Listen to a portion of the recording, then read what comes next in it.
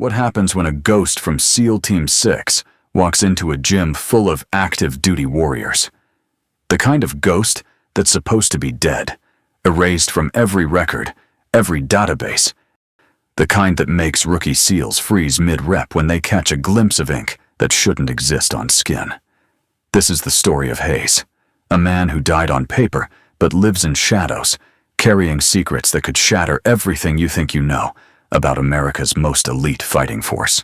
Welcome to Thankful Tales. Together we make their courage live beyond memory. The Navy SEAL gym sits quiet in the base, pale streetlight slipping through the windows before dawn.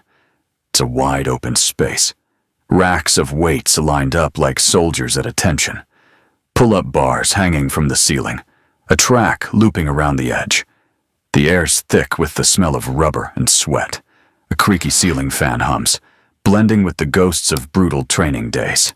This place, it's a forge, where pain hammers out the Navy's sharpest warriors. It's 4:30 a.m.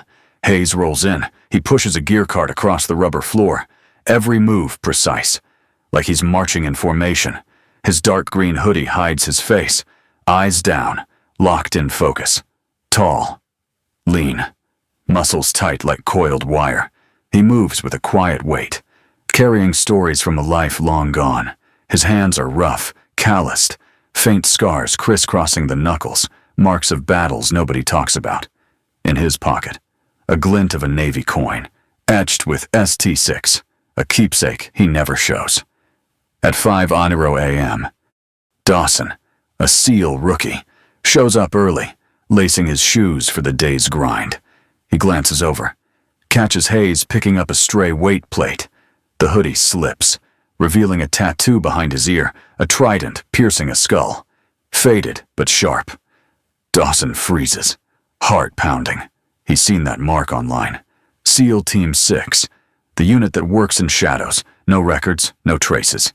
He watches in silence, too wary to speak. Hayes keeps moving, checking weight racks, tweaking bars for perfect balance. He folds towels with precision, each edge crisp, like he's prepping for inspection.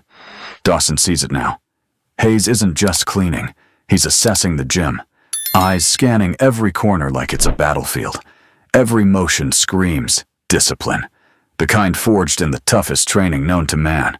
During a break, Dawson leans toward Jake, his bunkmate, whispering, "You see the janitor, that tattoo? Might be Team 6. Jake snorts. "You're dreaming." "Man? A janitor." A SEAL. Dawson shakes his head. The way he moves, it's not normal. Jake shrugs, but his eyes flicker with curiosity, pulled into Dawson's doubt. Older trainers, like Mason. Notice Hayes, too. Mason, a former SEAL team leader. Once saw him test a cable machine, hands moving like a field tech under fire. One day, Dawson asks, "Sir, is he a vet?" Mason stares off, voice low. "Not everyone gets a parade. Some serve in other ways." He walks off, leaving Dawson with more questions than answers. That night, in the barracks, Dawson scrolls online, searching SEAL Team 6 tattoo. The results confirm it.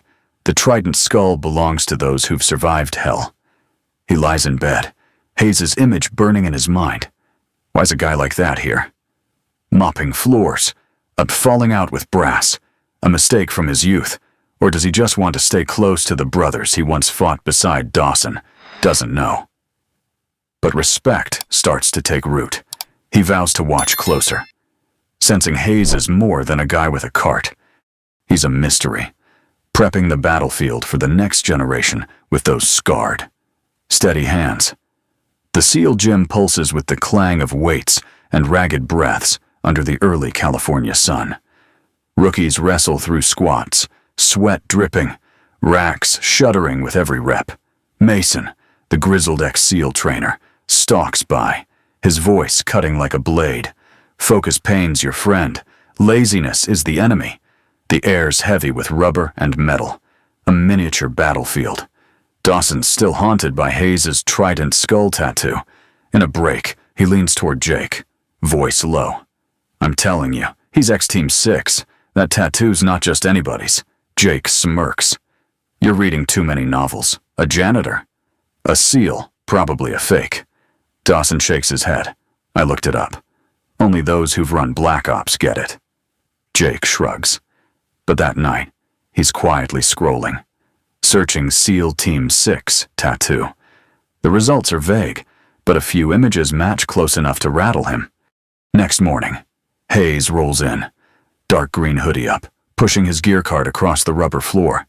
He checks the weight racks, sorting plates by size, every move precise, like a military tech. Dawson watches. Seeing it clear, now Hayes isn't just cleaning. He's inspecting gear, eyes sweeping the room like it's a target zone. During drills, Mike, a rookie, botches a deadlift, back arched dangerously.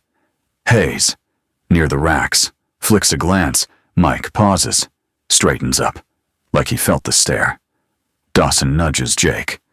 See that he knows the lifts. Jake, still skeptical, tries his luck when Hayes fixes a treadmill cable. You been here long?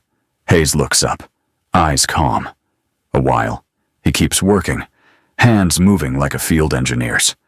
Jake mutters to Dawson. How's he so good at this? Dawson fires back. Not a tech, a SEAL, Mason. Nearby. Overhears. He steps in, voice low. Dawson. Focus. Don't ask what you don't need to know. His glance at Hayes carries a hint of respect, like he's acknowledging something unspoken. Dawson wants to press, but Mason's already gone, leaving him burning with questions. Days pass, and the rookies start noticing Hayes more. He's not just checking weights, he's tweaking machines, fixing cables with uncanny speed and precision. One morning, he grabs a stray water bottle, tossing it in the trash with a flick, like a combat reflex. Rookies begin nodding to him, though he only answers with a glance. Some start stacking weights neater, mimicking his discipline. Dawson can't stop wondering. Why's Hayes here? A clash with command, a youthful screw-up, or does he just need to stay close to the brothers he fought with? He recalls Mason's words. Some serve in other ways. Respect grows, not just for the tattoo, but for how Hayes moves quiet, devoted, like he's prepping the battlefield for the next generation. One day, Jake jokes about a busted machine. Guess we need a tech again. Hayes, checking a cable, pauses. His eyes slide over, sharp, like he senses something coming. The California summer sun scorches, 95 degrees, turning the SEAL gym into a furnace. Weights clash, breaths rasp, mingling with the stench of sweat and rubber. Rookies slog through a ruck run, packs heavy, under Mason's icy stare. Focus, he barks, voice slicing through the thud of boots. Pain's your ally, laziness is the enemy. Then, a sharp pop rips the air. In the corner, a treadmill sparks, flames erupting from a frayed wire. Black smoke billows, the acrid reek of burning rubber choking the room. Rookies panic, shouting, some scrambling for the door, colliding in chaos. Jake yells, "Fire! Get out, Simmons!" Mid-stride on a treadmill, freezes, eyes stinging, hand clutching his chest. Hayes, checking weight racks, snaps his head up, eyes scanning like a hawk. He sprints to the wall-mounted extinguisher, yanks the pin, and charges into the smoke. SEAL training kicks in. He zeroes in on the fire's source, a glowing red wire, and squeezes the trigger, sweeping white powder left to right. The flames shrink, but smoke thickens, heat searing his skin, sweat pouring. Hayes stands firm, unshaken. Movements swift, like battlefield instinct. Simmons coughs, collapsing from smoke shock, gripping the treadmill. Hayes, fire out, rushes over, checking his breathing with medic-like precision. Breathe deep, he says, voice low, commanding. He hoists Simmons 215 pounds using a SEAL carry, one arm locking legs, the other bracing shoulders, weaving through the smoky haze. Hayes moves fluid, like he's done this 100 times. Outside, rookies gather, eyes wide with shock. Hayes sets Simmons in the shade, checks his pulse, ensuring he's stable. Jake, trembling, Mutters. How'd he do that, Dawson? Nearby. Feels respect surge. Hayes isn't just a janitor. He's a warrior. Gray uniform be damned. Firefighters arrive, inspect, and nod at Hayes. Quick work. You saved the kid. Mason steps up, voice steady. Good job. Hayes. You kept him alive. Hayes nods, eyes calm, then heads back inside, resuming his gear checks like nothing happened. Dawson catches a rare flicker, a half smile, like a spark in the dark. In the break room, Dawson tells Jake, I told you, he's not normal. Jake nods, shaken. But who is he? The question hangs, thickening the mystery around Hayes. Mason. Overhearing. Pulls Dawson aside. He was one of the best. Don't dig deeper. Dawson burns to know more. But Mason's look shuts him down. Late afternoon. Hayes stands by the treadmill, fingers brushing the scorched cable, eyes distant. Lost in memory's desert nights. Gunfire. Brothers who never came back. Maybe he's here because of a clash with brass. A youthful mistake. Or to mend scars only he sees. Staying close to the men he once called family. Dawson, watching from afar, knows Hayes won't spill. But today's actions spoke louder than words. A silent warrior, still guarding, armed only with an extinguisher and calloused hands. After the fire, the SEAL gym hums with a new vibe. Rookies train sharper. No stray water bottles littering the floor, like they're proving they're worthy of Hayes. They nod to him, call him sir, even as he wears his gray uniform, checking weight racks with surgical precision. One morning, Dawson spots Jake holding a plank, form perfect, eyes squeezed shut. What's that about? Dawson asks. Jake blinks open, picturing I'm Hayes. Cool in the chaos. Dawson grins, seeing Jake emulate not just Hayes' skills, but his iron will. During a break, rookies talk futures. I'm aiming for Delta Force, Mike says, eyes gleaming.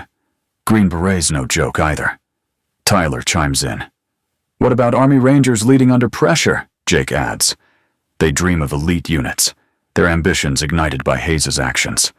Dawson nods, knowing Hayes has sparked a fire, not just for SEALs, but for programs like Ranger School or Marine Recon. Mason sees the shift. He approaches Hayes, who's testing a cable machine. Thanks.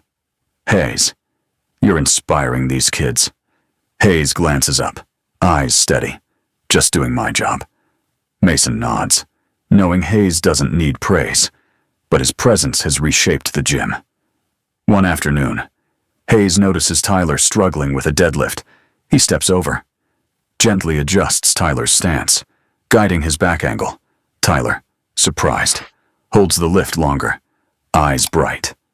Dawson, watching, realizes Hayes isn't just cleaning, he's a silent mentor, teaching through action. Jake, still curious, digs online for Hayes' past but finds no trace. He's a ghost, Jake tells Dawson. He tries asking Hayes directly. You were a SEAL. Right. Hayes meets his gaze, eyes deep. Does it matter? He turns away, leaving Jake with a lingering question. After training, Mason gathers the rookies. You're here to protect, not to brag. The only easy day was yesterday. Push past your limits every day. Dawson glances at Hayes, seeing him as Mason's words made flesh, a man who survived battlefields, now serving in his own way. Maybe Hayes left the SEALs over a clash with brass, a youthful mistake, or to heal invisible scars, staying close to the brothers he once fought beside. Late afternoon, Hayes stands before a mirror, fingers grazing the Navy coin in his pocket, etched with ST6. His eyes drift, lost in memory's desert nights. Gunfire. Teammates who didn't make it back. He smiles faintly, returning to work, knowing he's shaping the next generation. As night falls, Hayes locks the gym, stepping outside. Streetlights stretch his shadow across the ground. A sea-scented breeze stirs, carrying echoes of battlefields. Dawson, at a window, watches Hayes fade into the dark. He knows Hayes is no mere janitor.